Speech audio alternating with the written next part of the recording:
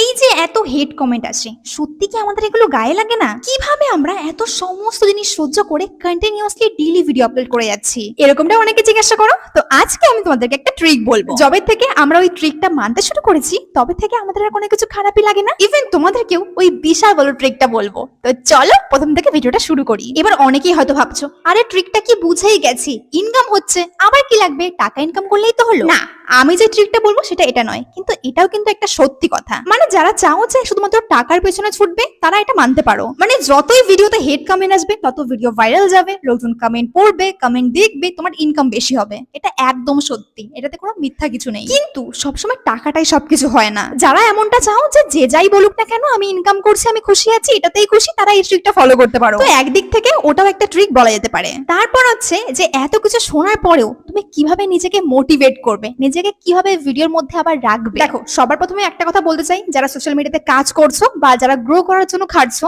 তাদেরকে এটা মাথায় রাখতেই হবে, সোশ্যাল মিডিয়াতে কাজ করতে হলে 10 জন 10 রকম কথা অবশ্যই বলবে। তুমি কি ভালো করছো কি খারাপ করছো এগুলো লোকজন দেখে না। আর কিছু কিছু মানুষ এমন আছে যারা সবাইকে এই টাইপের কমেন্ট গুলো করে। তুমি ভাবছো তুমি একা? মোটেও নয়, তারা সবাইকে এরকম টাইপের বলে। মানে যাদের লাইফে ওই প্রচুর ফ্রাস্ট্রেশন রয়েছে, এটা তো আমরা অনেকেই শুনেছি আগেও। এবার যদি আমি আমার কথা বলি, মানে সুমি রায়, যাকে নিয়ে কয়েক মাস পর পরই রোস্টিং হচ্ছে। সত্যি বলতে এমনটা হতে আমি কারোর সঙ্গে দেখিনি। এবার অনেকেই আমি জানি বলবে, আরে তোমার তো ফেস পপুলারিটি বাড়ছে, তোমার ইনকাম হচ্ছে, তুমি খুশি থাকো, কি লাভ আছে এইসব কথা ভেবে? হ্যাঁ, এটা তো একদম সত্যি যে হ্যাঁ আমি ভালো আছি, খুশি আছি। সেই লোকজন দূর থেকে যা দেখছে ওটাই বিচার করছে। তো এইসব ব্যাপারে আমি না হয় কথা না বললাম, আমার ফ্যামিলি এন্ড আমার পাড়া প্রতিবেশী জানে যে আমি কেমন। এবার সবার প্রথমে আমাকে নিয়ে বলা হয় কি, আমি গ্রামের মেয়ে, আমার ড্রেসিং সেন্স নেই। এটা সব থেকে মেইন পয়েন্ট। আবার কেউ কেউ এটাই ভাবে যে আমি হয়তো একটু কমেন্ট পাওয়ার জন্য আর একটু হাইলাইট হওয়ার জন্য বা রোস্টিং হওয়ার জন্য এই টাইপের ড্রেস পরি বা এই টাইপের কথা বলি, যাতে একটু কন্ট্রোভার্সিয়াল লাগে। দেখো, ব্যাপারটা যে একদম মিথ্যে তাও নয়, আমি সত্যি বলছি।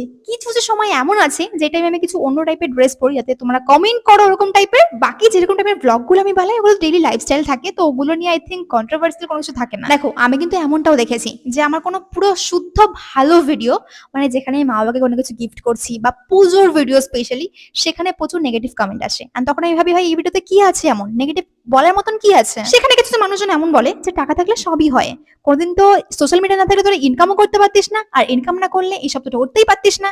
তো এরকম টাইপের কমেন্ট আমাদের প্রচুর সহ্য করতে হয়েছে। দেখো, এমন কোনো ক্রিয়েটার নেই যার কোনোদিনও কোনো হেড কমেন্ট আসেনি বা আসছে না। যখন কেউ এটা মেনে নেবে না যে আমাদের এটাই কাজ, আমাদের এটাকে চালু রাখতেই হবে, সে যে যাই বলুক না কেন। তো এটা তো আমার প্রথম পয়েন্ট। আমি ডিপ্রেশনে থাকি বা যেমনই থাকে না কেন, ভিডিও আমাকে পোস্ট করতেই হবে, কারণ এটা আমার কাজ। যেমন কিছু কিছু